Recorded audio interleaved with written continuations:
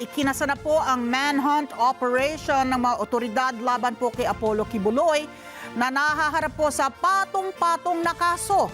Tanging si Kibuloy na lang po kasi ang hindi pa sumusuko sa 6 na subject nung pong warrant of arrest na inilabas ng isang korte sa Davao City. Detalye ng ulat yan, may live report si Mar Gabriel. Mar? Yes, Ali, nagpapatuloy ngayon yung koordinasyon ng otoridad sa mga abogado nitong si Apollo Kibuloy para nga sa kanyang kusang loob na pagsuko. Oras naman daw na mapatunayan na may nagkakanlong sa kanya ay maaari din silang maharap sa kaso.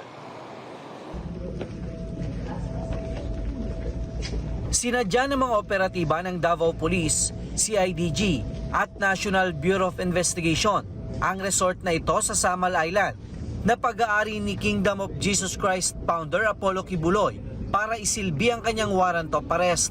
Pero wala doon si Kibuloy, kaya nag-iwan na lang sila ng kopya ng warrant. Kaninang umaga, nagtungo rin ang otoridad sa Tamayong Prayer Mountain sa Davao City, pero wala rin daw doon si Kibuloy. Una na rin silang nagsilbi ng warrant of arrest sa Kingdom Compound kahapon, kung saan ang administrator at abogado lang ni Kibuloy ang humarap sa kanila. There is a possibility na maaaring wala po siya sa ngayon sa Davao region. But then again, I would like to take this opportunity nga na manawagan kay Pastor at sa kanyang mga mahal sa buhay, kaibigan at mga supporters at pati na rin po sa kanilang mga abogado na ito naman po ay ang mga warrants of arrest po na ito, inisyu naman po ng ating korte ay bigyan po natin ito ng respeto at sana nga po through the intercession po ng kanyang abogado ay harapin na lamang po niya ito. Anyway, bailable naman po itong mga kaso po na ito. 200,000 piso ang itinakdang piyansa ng korte para sa kasong sexual abuse, habang 80,000 piso naman para sa kasong child abuse. Kahapon, una nang sumuko at naghain ng piyansa ang 3 sa mga kapwa-akusado ni Kibuloy. Kaninang umaga, kusang loob na ring sumuko ang 2 pang akusado na sina Jacqueline Roy at Ingrid Canada. Umaasa ang otoridad na kusang loob din na susuko si Kibuloy. Hopefully, sana nga today, tomorrow, lulutang si Pastor Kibuloy to face these charges kasi ang mga taong nakasama niya dito sa warrant na ito, yung 5 ay all accounted for na. Siya na lang ang hindi pa. Alam natin marami pong sumusuporta sa kanya and we are hoping and praying na cooler heads will prevail para po hindi po tayo humantong po na magkagulo po ang sa parte po ng mga police o other law enforcement agencies po na magi-implement po nitong warrants of arrest po. Sa ngayon, nagpapatuloy ang manhunt operation ng binuong tracker teams para tugisin si Kibuloy na pinaniniwala ang hindi pa nakakalabas ng bansa. Tuloy din ang koordinasyon nila sa mga abogado para kumbinsihin ito na harapin ang kanyang mga kaso. May babala naman ang PNP sa mga posibleng nagkakanlong kay Kibuloy. We want to appeal for those taking care kaya nagkakanlong po o nag-accommodate po kay Pastor Kibuloy. Ang pinagkaiba po nito sa warrants of arrest na inisyu po ng Senate ay maaari po kayong maharap sa kaso. Ang isang tao po o sino mang individual na magkakanlong sa isang taong pinaghahanap po ng batas ay maaari po kayong mapaila ng kaso po harboring ay wanted persons po. Samantala, ayon kay General Delvo, nakipag-ugnayan na sa kanila ang Office of the Sergeant at Arms ng Senado para sa paghahain ng arrest order laban kay Kibuloy. Anumang araw ay darating daw sila sa Davao. Mayroong gray area na rin dyan, but I'm not a lawyer to speak freely on that. The lawyers, to talk about it. Basta kami, kung pupunta dito ang Office of the Sergeant at Arms, armed with that arrest order, we will be more than willing to assist them.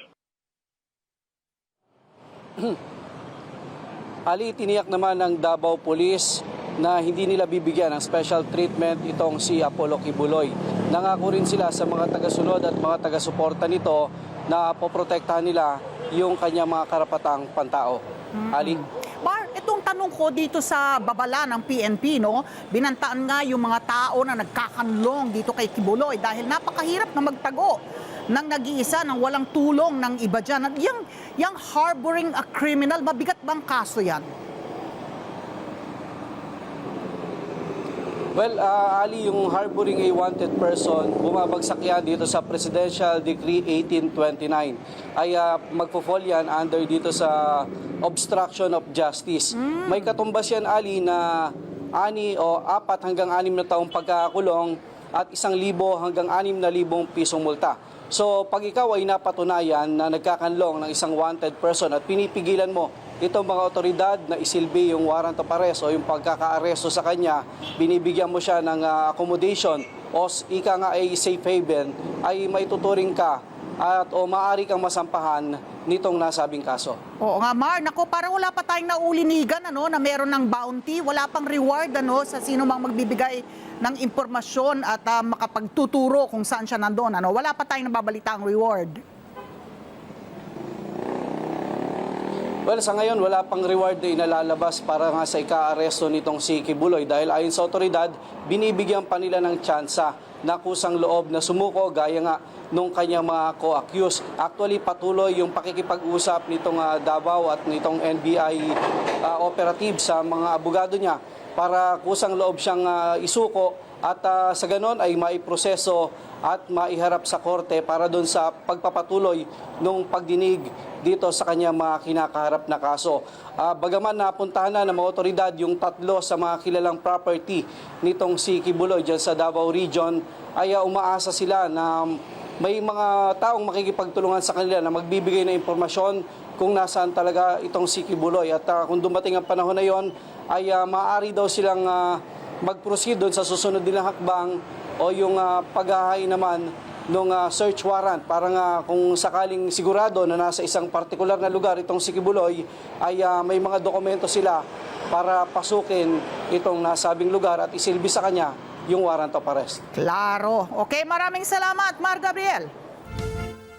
Maraming salamat sa inyo pong pagsubaybay sa Mata ng Agila Primetime. Para malaman ang matatag, matapang at matapat na mga balita, i-follow lamang at mag-subscribe sa @Net25 TV.